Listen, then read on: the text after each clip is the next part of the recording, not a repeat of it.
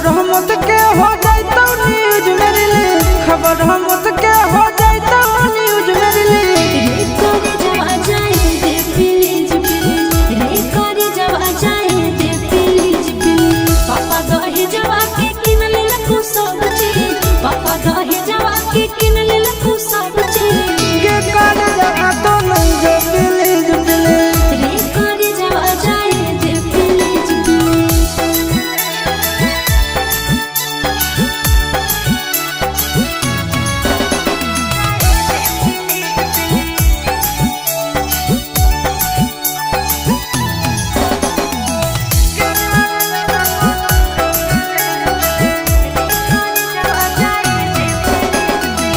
Cancel कर दे बियाह के पालन गे, नहीं तो मॉडल मुँह देखनी तो जान गे।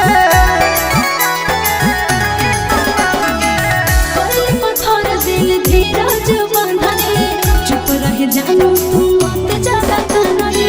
मोर बाप छते गाम छी गेल भीज भीज, मोर बाप छते गाम छी गेल भीज भीज। रे करे जब आ जाए दे प्लीज प्लीज, के करे जवा तो नहीं जो प्लीज प्लीज।